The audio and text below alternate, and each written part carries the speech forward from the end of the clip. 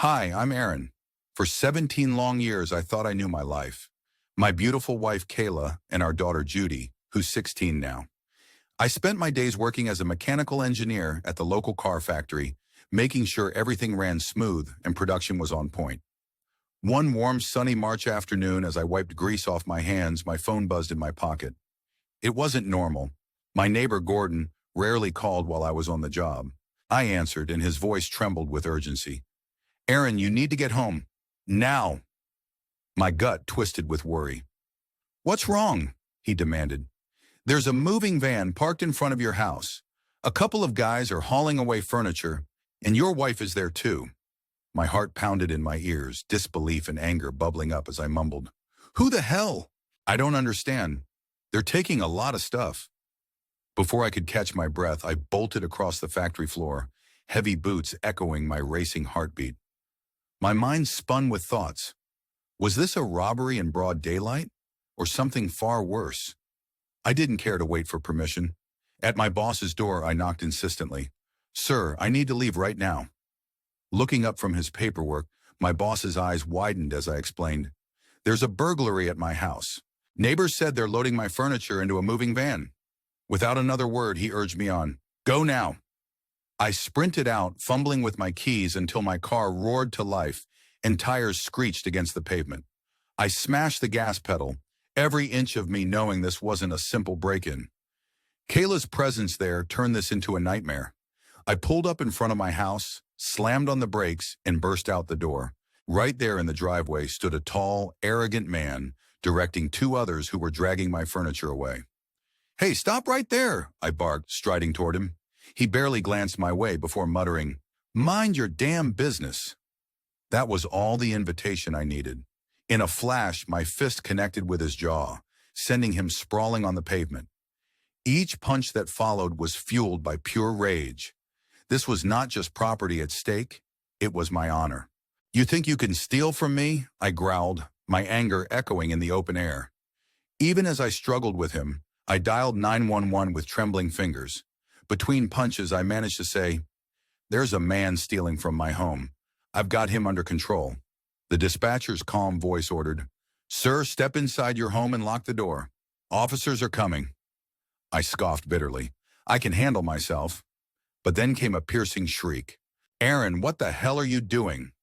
I turned to see Kayla rushing over with shock written all over her face.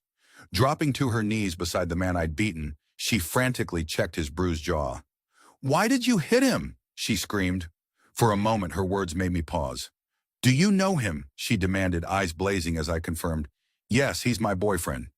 The words hit me like a sucker punch. I could hardly breathe. Struck dumb, I reacted instinctively, driving my foot into his groin and watching him curl up, defeated. You're my wife, I spat, voice shaking with fury. And you have a damn boyfriend? I kicked him again, his groans mingling with Kayla's cries. Stop it, Aaron, please stop. Yet I wasn't finished. I spun to the moving van, desperation and confusion swirling in my head. Why is this van even here? I demanded. The man groaned silently, and in a fit of anger, I kicked him a third time. Out of the corner of my eye, I caught the smug looks of two moving company guys, clearly entertained by the unfolding disaster. I couldn't help but think, they must be getting a kick out of all this chaos.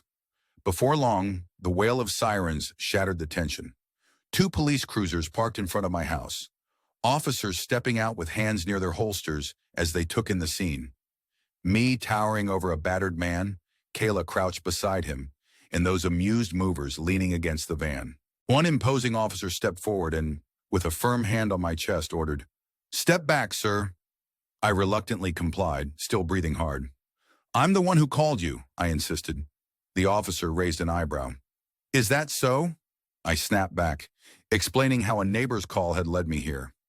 Gesturing towards the groaning man at my feet, I recounted what I'd seen. The officer then turned to Kayla, gently asking, Ma'am, what's going on here? She wiped her eyes and with trembling resolve stated, This is Walter Anderson. He's my boyfriend. Hearing it again, so plainly, felt like another blow. I'm leaving, Aaron, she stated coldly, and I'm taking my half of the furniture. The officer eyed me with measured silence as I stared in disbelief. A 17-year marriage reduced to this. A moving van and a cocky Walter parked on my driveway. The officer then addressed her. "Did you inform your husband you were leaving?" With a tilt of her chin, Kayla replied, "No." The officer sighed. "Ma'am, let me make one thing clear. Taking any furniture now is illegal. If your husband presses charges, this becomes theft." Shock and frustration flashed across her face as she turned to the movers, ordering, "Put everything back." They shrugged and began hauling the items inside again. The officer then instructed, "You may leave with your clothes. I'll stay until it's all sorted." Kayla's eyes blazed as she snapped, "My husband should leave." I fired back instantly. "This house belongs to my mother. You have no rights here." Kayla screamed, "No, you need to leave. I deserve to live here." That was the last straw for the officer. "Ma'am, you just tried to steal from your husband. And now when we're giving you a fair exit, you want to evict him from his own home? Let's see if your husband wants to file charges for theft." He turned to me, waiting for my response. Before I could speak, Kayla threw up her hands. "Fine, I'll get my stuff," she snapped before storming back inside. I watched her go, feeling the crushing weight of betrayal from the woman I'd built my life with. Minutes later, she reappeared with 2 large suitcases and headed for the door. I raised a hand. "Hold on. I want her bags checked." Kayla froze and slowly turned, disbelief etched on her face. "Aaron, you have to humiliate me like this. Don't you trust me?" And that was it. Even the 2 movers who had been silently watching the drama burst into laughter, their amusement infectious as even the officers cracked subtle smiles. The officer in charge grew firm. "Open the bags, ma'am. Your husband has every right to check." With anger flashing in her eyes, Kayla unzipped a suitcase and stepped aside. I crouched down and began rifling through it. Amidst clothes lay my laptop and phone charger. Holding them up, I coldly said, "Get it from your lover. He can take care of you now." Kayla was gone. She had taken her things and her so-called true love and walked out of my life. Walter, still limping from my beating, festered under my satisfaction. A fleeting victory that soon gave way to the haunting silence of a betrayed home. Then the front door swung open. Judy entered with her backpack slung over her shoulder, surveying the disarray. Half-moved furniture, haphazardly placed suitcases, and clear footprints of the chaos.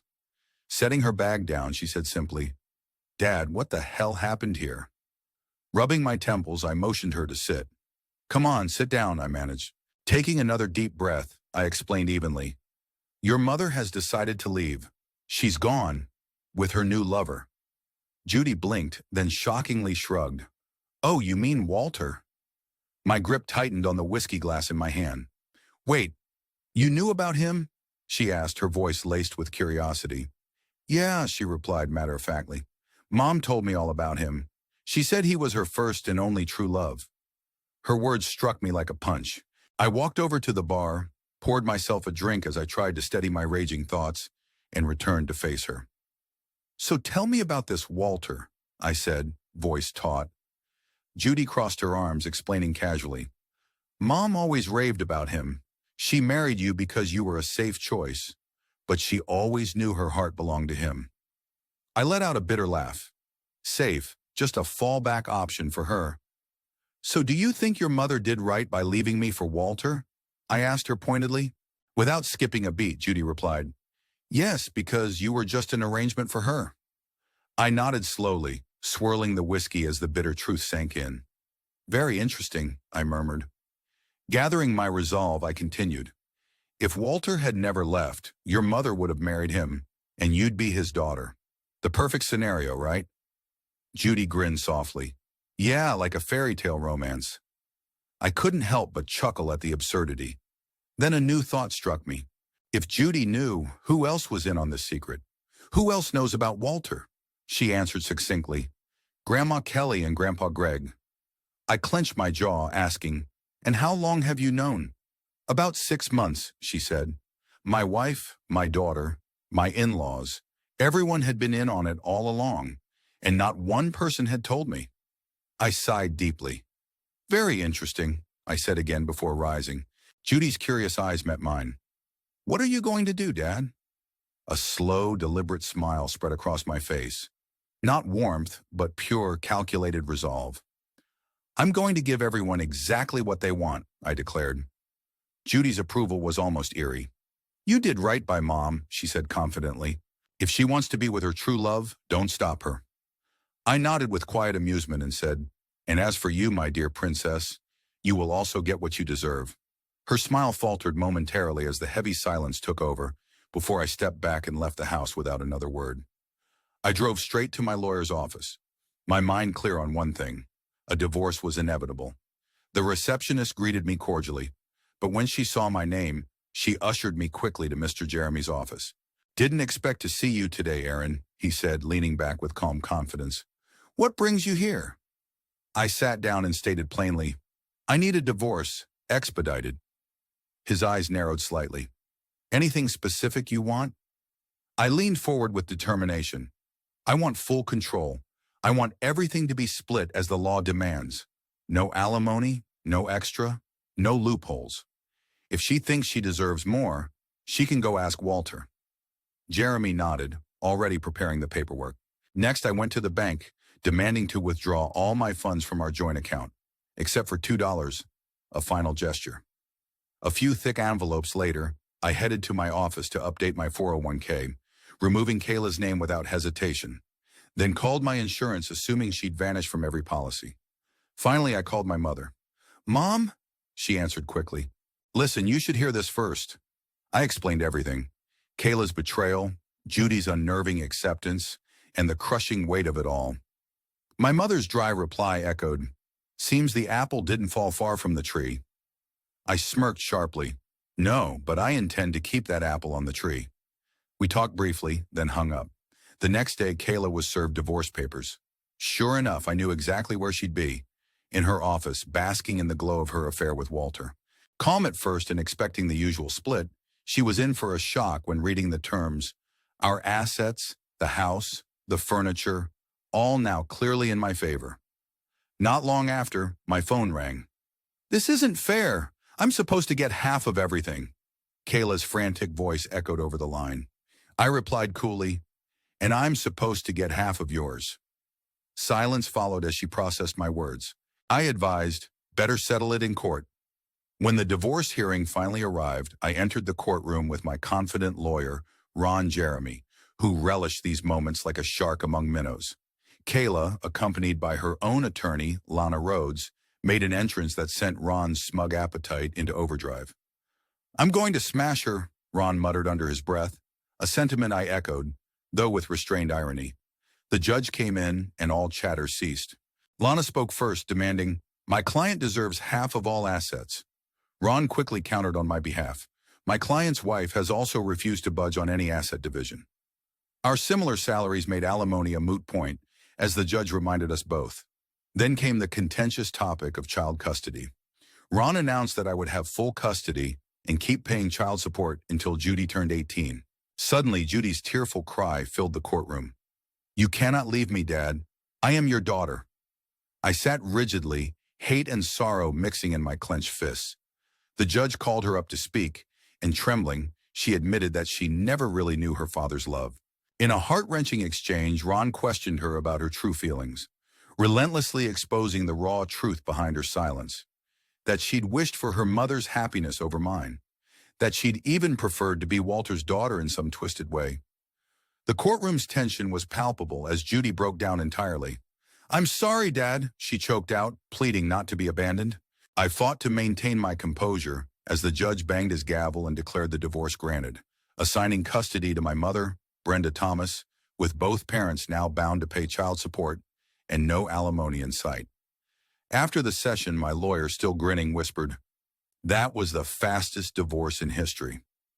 I left the courtroom feeling numb. At home, I found Judy with my mother, tears streaming as they tried to soothe each other. Sitting beside her, I said quietly, we don't live in a fairy tale. When those you love turn their backs, it leaves a scar, as if you're nothing more than a beaten old pair of sneakers. Judy's tear-stained face listened as I explained. We forget the sacrifices made for us, thinking they're just expected. But if you give hate, you get hate back. I've always loved you, but all I ever got was humiliation. I warned softly, if I let you be walked over today, someone else will be tomorrow. Amid her sobs, she whispered, "I'm sorry, Dad." Her arms wrapped around me, and in that embrace I felt both our pain and our bond, a reminder that in this unforgiving world, only truth remains. Then one unexpected afternoon, Judy burst into the living room, nearly glowing with excitement. "You won't believe this," she exclaimed breathlessly. I looked up from the newspaper. "What now?" I asked. "That Walter guy, he beat Mom for a split second at the hospital."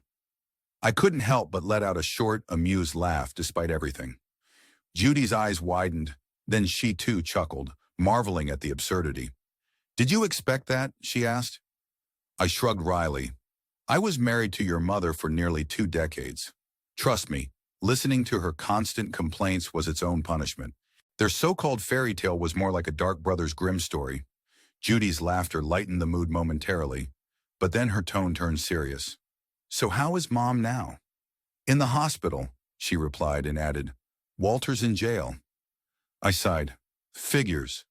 Before I wrap up this story, I'd love to hear what you think about all of this. Our channel's community has always valued real, raw stories like this one. So if you appreciated this narrative, please subscribe, give us a like, and drop a comment below to share your thoughts. I know it sounds cold, but I've made my choices.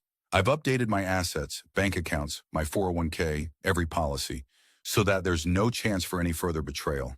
I visited my lawyer, ensured everything was ironclad, and prepared for the worst. I took every necessary step so that the moment of reckoning was undeniable. When Kayla showed up at her office later, she realized that her plan had crumbled. Tedious rereadings of the documents revealed she had no claim on the house, the furniture, or any alimony. I even got a call from her, desperate and angry, insisting she deserved half. I simply replied, "I'm entitled to half of yours." And just like that, we set our differences in court. During the hearing, emotions ran high. Ron and Lana squared off fiercely as the judge demanded explanations. Amid the tension, Judy took the stand, admitting quietly that she was happy for her mother, even when it meant losing me. Ron grilled her about her feelings, about loving her father, about what this divorce meant. Her heart-wrenching admissions painted a picture of a broken family and a betrayal that cut deep. In the end, custody was awarded to my mother, and the divorce was final. Leaving that courtroom, the crushing weight of betrayal, loneliness, and a bitter sense of justice settled in. But later, as Judy and I sat together with our shared pain, I reassured her, "Your mother made her choice, and though it breaks our hearts, we must face reality. We still have each other, and that is something real." Judy's tears and soft smiles confirmed we'd survived the worst. Thank you for staying with this story.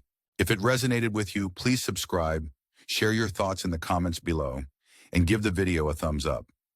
This channel is all about sharing authentic stories that reflect the struggles and truths of real life. Your support means everything.